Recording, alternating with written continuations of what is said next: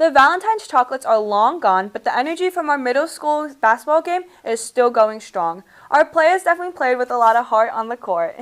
The student section was packed and the atmosphere was electric. From those clutch three-pointers to the halftime show, it was a night to remember. Thanks to everyone who came out to support the team. Way to show your sportsmanship and good spirit, Jets. Another high five for another win. Now, let's get to the highlights. My favorite part.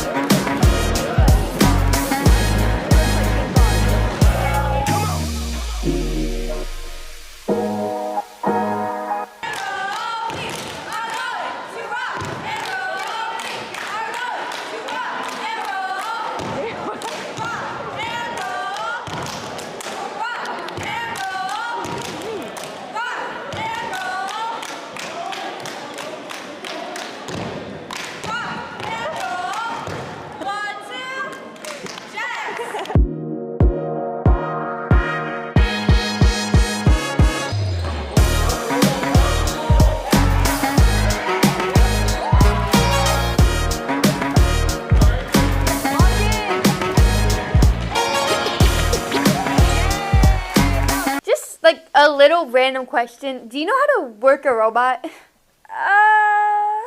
Not at all, actually. Oh, okay. Let's go check in with Munir. Good idea.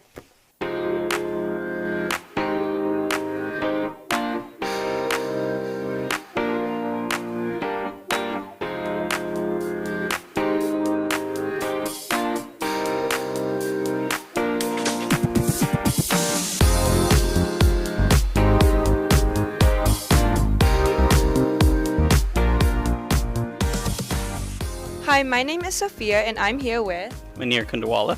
I'm about to ask him some questions relating rockets and space. So, Munir, what made you want to become a rocket engineer when you were younger? Is there any big people who inspired you? So I broke a lot of stuff when I was a little kid. Had a lot of yelling, so I figured I'd go into engineering so I could fix the stuff before my parents came home. The other part of it was, as far as inspiring people, I looked at a lot of the astronauts up front, and this is back in Apollo days, so that's dating me a little bit, but that's kind of who I looked up to, and I said, yeah, I want to go into space one day, or help people go into space. What was the most exciting rocket or project you've worked on? So the shuttle days were my first one, because that's the first project that I actually got to work on when it came to space. And listening to the actual rockets, it's pretty intense, pretty loud, sitting on top of the vehicle assembly building. And then I also worked on Orion Crew Exploration Vehicle, along with consulting with SpaceX and Blue Origin. How long does it take to design and build a rocket? So in government world, it takes about 5 to 10 years because there's a lot of process involved. But in commercial world, they've shrunk that to about 2 to 5 years. What is the hardest part about sending something into space? You can only send a limited amount of weight, and it costs a lot of money. So you're talking millions of dollars per pound. So every time we throw something up in space, those are the physical constraints, is how much size and weight that you can throw up there. Have you ever watched one of your rockets launch in person? What was it like? I bet it was like really loud. It is really loud. So I got to see Shuttle when I worked on their external tank cameras on top of the VAB, which is the assembly building. That was really loud even with the headphones. And then I also got to go and view the Orion Crew Exploration Vehicle in the executive conference room. And again, with headphones, you're still shaking away on the rocket feel. What advice would you give to students who want to work in space or engineering someday? So do good in math and science. That's all you do. You do a lot of calculations, a lot of algebra. So algebra, calculus, that kind of stuff is what you're going to see when you go into engineering and that kind of space realm. How do rockets stay on the right path once they leave Earth? So we do a lot of trajectory calculations, again, back to basic algebra, and we look at the orbit and how much potential it has in there. And so when we throw it in there, we keep it and we let it use the natural gravity that's within that orbit to stay within the path of trajectory. What do you think space travel will look like in the future? Will kids today get any chance to go to space? It's evolving very quick. Kids will get to go into space, and probably in another 20, 30 years. They're trying to drive that price to go to space, even like low Earth orbit, to about $10,000 per flight. So that's we're trying to make it more affordable and more accessible to everyone. During this competition, you're working with LinkBots and Roboblocky. Is any of this similar to what you do at your job? Absolutely. So we do a lot of coding. Shuttle used to be actual paper coding. So we'd write our code on paper and throw it through a machine. Here we're doing a lot more advanced stuff between electrical, software, mechanical, and you're going to do all those elements again when you're doing a rocket. One last question I just have to ask. Have you ever seen anything that made you wonder if UFOs might actually be real? I think there's one out there right now.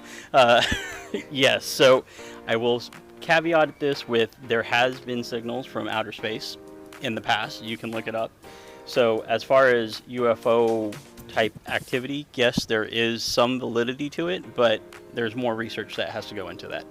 Wow. Thank you for your time in answering these inquiring questions. All of us 7th graders love to have you here to help us out.